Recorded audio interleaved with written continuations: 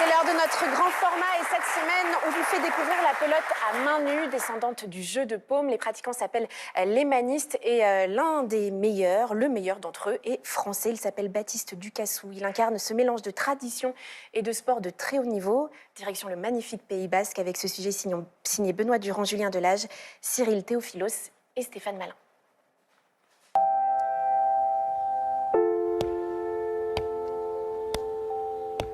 Il est noble ce son. Moi je le trouve beau. Il est pur. C'est un claque. Il y a beaucoup de sens qui s'éveillent en moi quand je joue à la pelote. Il y a quelque chose de fort qui se fait. Cette sensation-là de pouvoir frapper une pelote avec la main, c'est incomparable.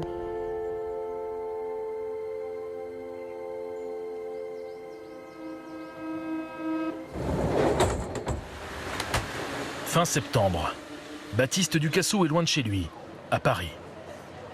Il est venu disputer la Ligue des Nations avec l'équipe de France. Une sorte de Coupe du Monde. Un moment important dans une carrière. La compétition se joue dans un trinquet, un terrain couvert, 4 murs et un rebond autorisé.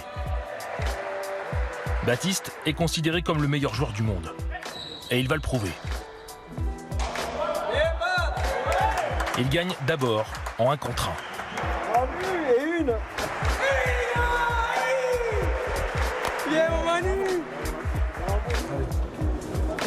Et puis quelques minutes plus tard, il s'impose aussi en 2 contre 2.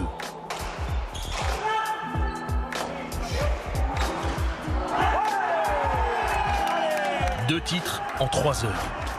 Du jamais vu dans l'histoire de la main nue.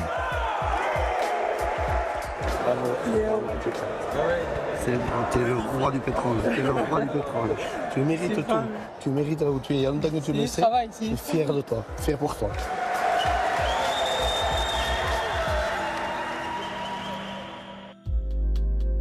Baptiste vit à Itsasou, au Pays Basque. Il a beau être joueur professionnel, impossible de vivre uniquement de la pelote. Il est donc aussi chef d'entreprise dans le bâtiment. Allez hop. Et ce jour-là, sa première visite de chantier est un peu spéciale. Allez, fais ça. Au revoir. Le voilà dans le trinquet de son village. Allez, Michel. Si on veut respecter la note de calcul d'éclairement et les 800 lux au sol, nous, il faut qu'on les dispose de cette manière-là. C'est un lieu qui est familier, quoi. C'est un peu comme si c'était une maison pour nous. C'est un repère. C'est un repère. Moi, j'ai appris à jouer à la pelote ici quand j'avais 6 ans, quoi.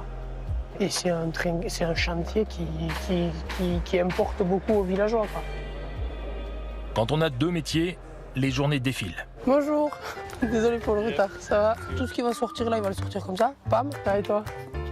Est-ce que tu pourrais commencer à faire le plan de réseau soudalage? Mais Baptiste trouve quand même le temps de s'entraîner. 6 jours sur 7, sans parler de la préparation mentale et des soins.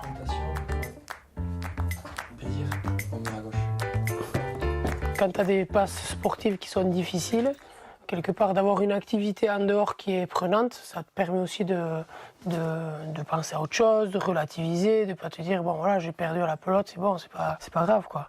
Il faut jongler, Et pour être complet, sachez qu'avec sa femme Agnès, ils sont parents de 3 enfants.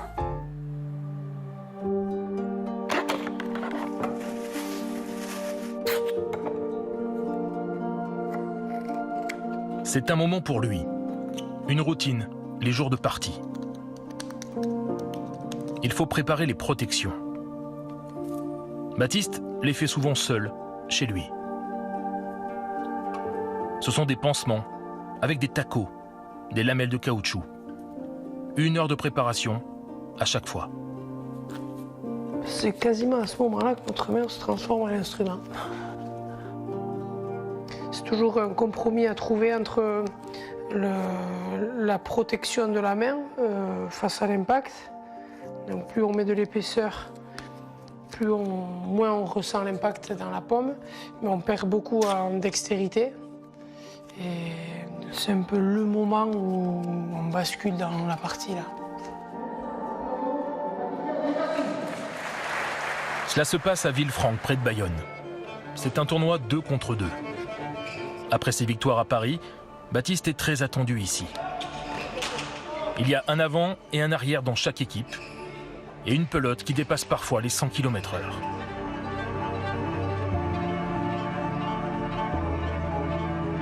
Baptiste joue derrière.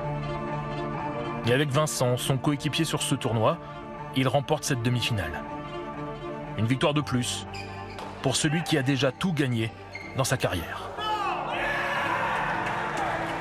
Moi, j'ai pas connu d'équivalent. Il a toujours été comme ça. Nous, on le connaît à Issasou chez lui depuis qu'il est gamin. Et même aujourd'hui, alors qu'il est on peut dire, dans la dernière phase de sa carrière, 33 ans, il a encore faim. Malgré les protections, il y a parfois des hématomes. Il faut glacer les mains le soir même. Et puis il faut adapter les entraînements les jours suivants. Voilà, tends le bras. Voilà, exactement, pas plus. Baptiste et Vincent doivent rejouer dans moins de 48 heures. Ils ont interdiction de frapper la pelote d'ici là. Je te mets en condition, début de partie. T'imagines 2 points comme ça? 2 points assez costauds d'entrée. Tu te mets dedans avec ça. Il faut laisser les mains au repos. On va essayer de faire la visualisation, comme un peu les skieurs qui sont sur leur bâton. Ben nous, on peut quand même faire la visualisation, mais on ne peut pas frapper. Donc là, tu fais un peu de air pelote. On va faire du air pelote, ouais. On va faire du air pelote, ouais, exactement. C'est exactement ça.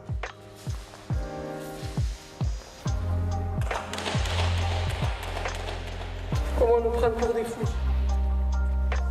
C'est jour de finale à Villefranche. Mais cette fois, Baptiste et Vincent sont battus.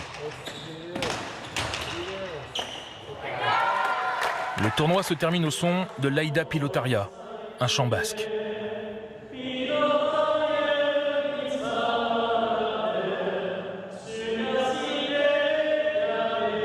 On y parle de pelote, de tradition, de transmission. D'ailleurs, Louis, le fils de Baptiste, joue déjà avec son papa. Moi, je suis très fier qu'il y ait une passation qui s'est faite sur le plan de cette passion. Ça se voit, il est passionné, lui. Et j'ai pas eu à le forcer. Hein. Dire, fais ce sport pour perpétuer la tradition. Non, tu fais ce sport parce que tu le ressens. Pour nous, c'est naturel. C'est le sport d'ici.